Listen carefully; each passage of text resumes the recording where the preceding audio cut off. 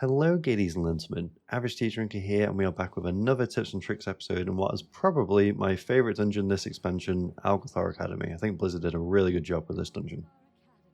Regarding picking a buff at the start here, I would always suggest taking the Blue Mastery if you can, just so you can get some extra bang for your buck with your abilities, because it basically buffs all of our damage.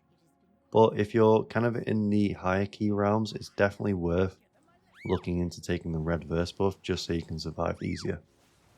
With the Vexamus trash here, always try to stop Mystic Blast from the Scepters, as this is the highest priority as it hits like a truck, so use your Thunderstorm and your Cap Totem for this.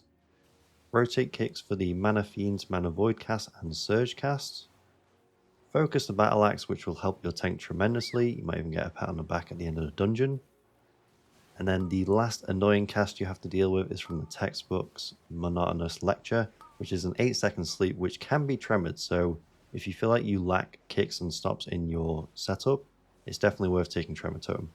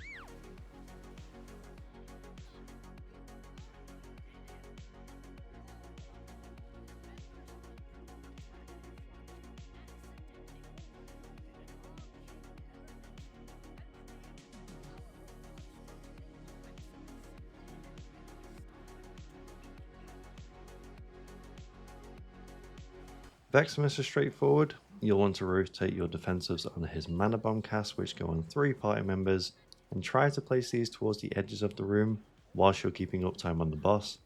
On this, because of the comp, I just basically dropped it off in the middle because I'm not sharing it with another melee. You don't want the orbs to go into the boss as well, so soak it if you have to, if you see the tank isn't going to do it, because they will generally take all the orbs going into the boss. If you're a dwarf boy as well, you can stone form the debuff just to help out. Spirit wall stacking can be used for the mana bombs if you do run out of defensives, and always pay attention to the timers, because if you get a overlap of the Arcane Fissure, which is the pushback, alongside the mana bombs, this is what will most likely wipe your group.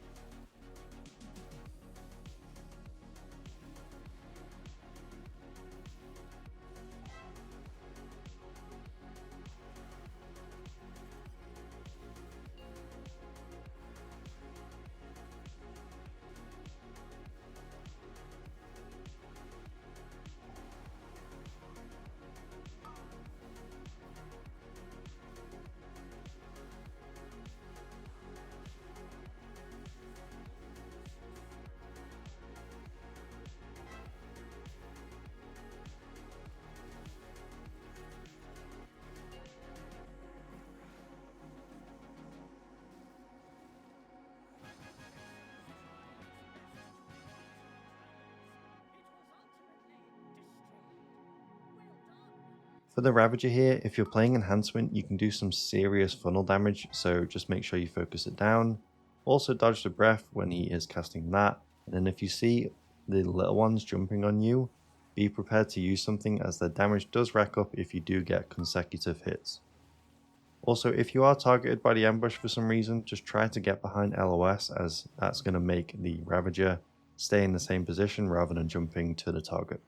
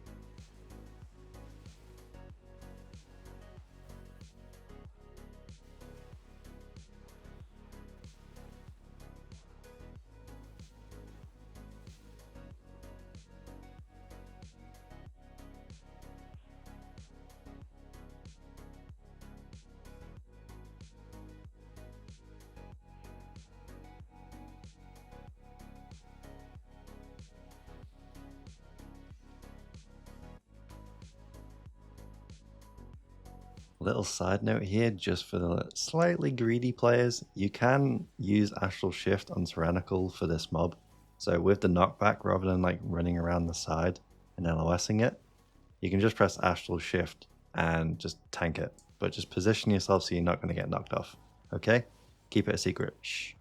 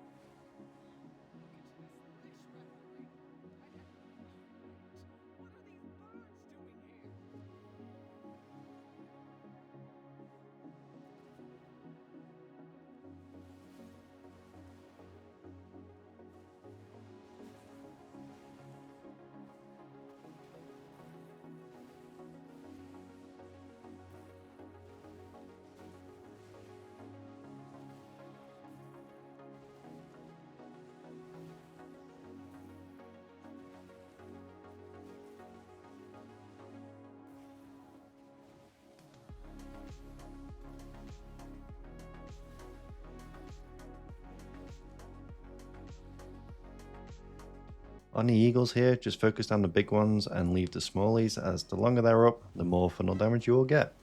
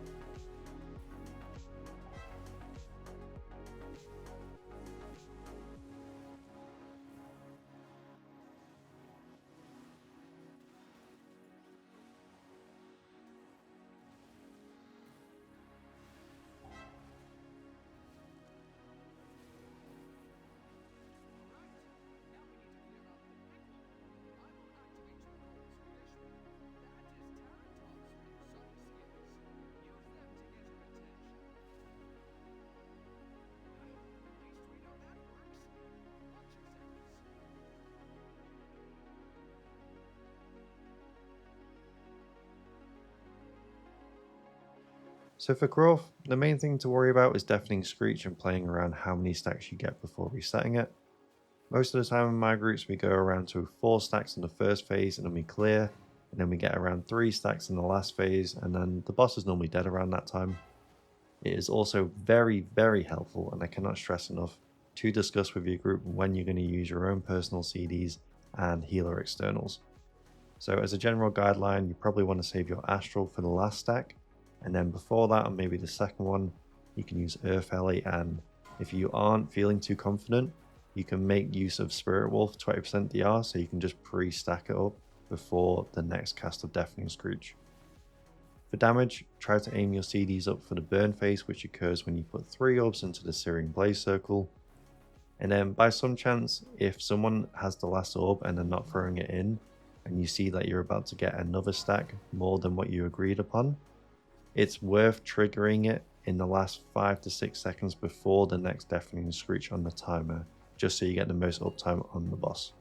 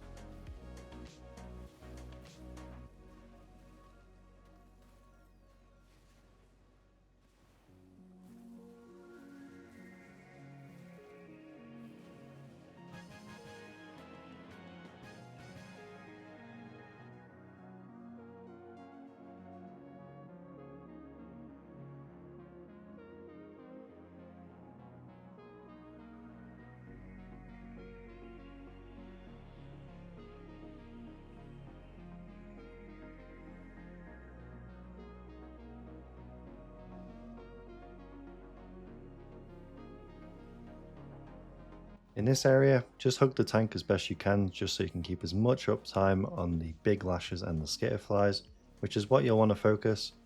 Sometimes when I have focused a lasher a little bit too hard, I end up getting aggro and it's incredibly difficult for the tank to talk back with so many mobs on the frame, so sometimes it's worth just swapping to a different lasher if you see aggro about to go to you, just so you don't die to a melee and go floor point of view.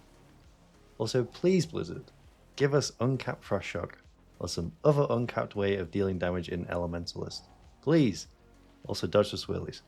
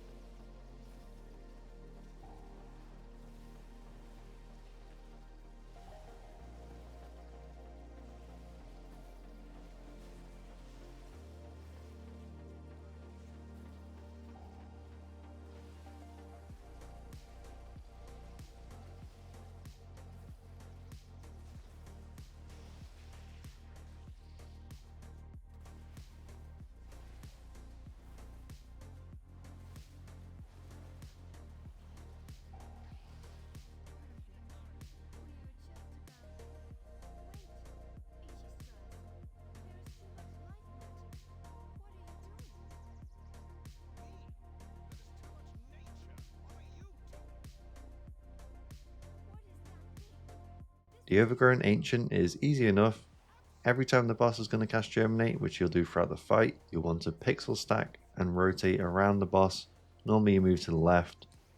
I would advise not using any move speed increases because if you go ahead, you're going to make it difficult for your teammates. So I would only use a move speed increase if you're falling behind the group so you don't get hit by the swirlies because it'll probably one-shot you. Burst forth is where the most of the damage will come out.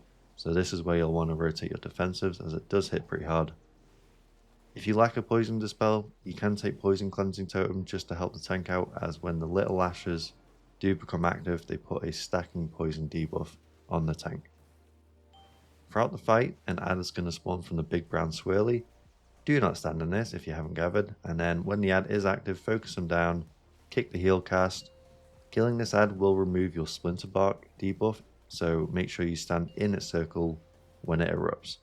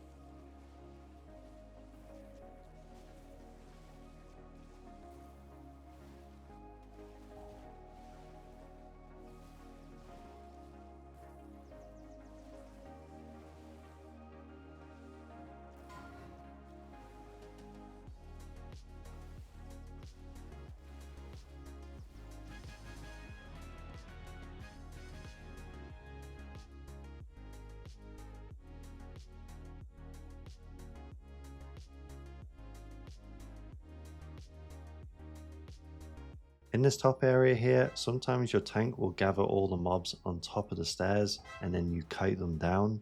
The reason for this is if you're below the Echo Knights on the stairs when they start casting their Astral Whirlwind, it's not actually going to hit you, so it's a real easier way for melee to actually do damage on these packs. If this isn't the pull you do and you tank it up top, just make sure to use your CC to stop the casts and you can actually play the game. The Invokers have two casts, one being Arcane Missiles and the other being Astral Bomb. Prioritize kicking the missiles, and if you do get a bomb on you, make sure you stand on top of the enemies you're fighting because it also does damage to them. The last thing is to either stop the Celestial Shield or you just purge it from the enemy if it does go through.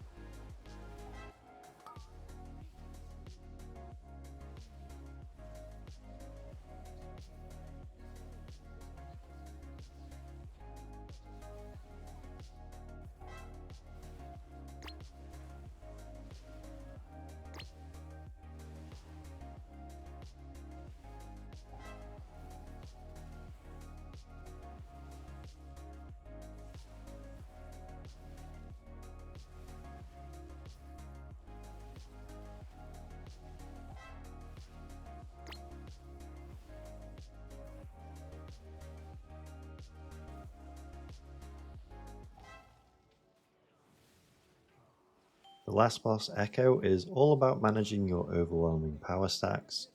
This season it actually stacks up to 4 now, so once you get to 3 stacks, you want to start to pre-position yourself towards the edges of the room, so if you get another stack, you're not putting an Arcane Rift in a bad spot. Just dodge the orbs which spawn from the rifts and the big frontal breath and you'll be fine. You can Windrush Totem for the power vacuum which sucks you in, and always pay attention on what path you will be sucked into. So if you see stuff along your way and you know you're about to be sucked in, you could pop a defensive and just help basically yourself survive. If you want to be a greedy little goblin and get overwhelming power stacks a little bit earlier, then I'm definitely not telling you to press a defensive if you accidentally soak one. I'm not condoning this, yeah? On this channel we always advise ethical gameplay. Moving on.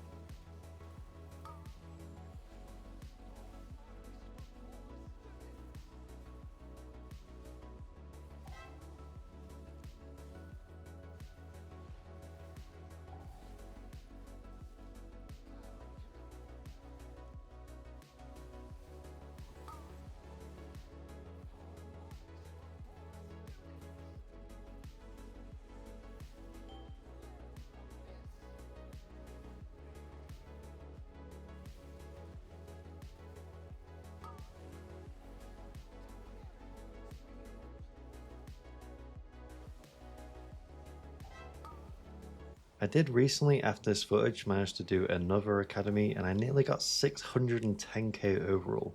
And I find the more I do academy, the more I actually think Enhancer's really good in this dungeon. You might not look good on the meters because of all the Hungry Lasher padding, but throughout the dungeon there's lots of priority targets and a lot of AoE CC needed, so Enhancer's really good at those two things. For the video though, this is the end, and I hope the tips were tipping as always.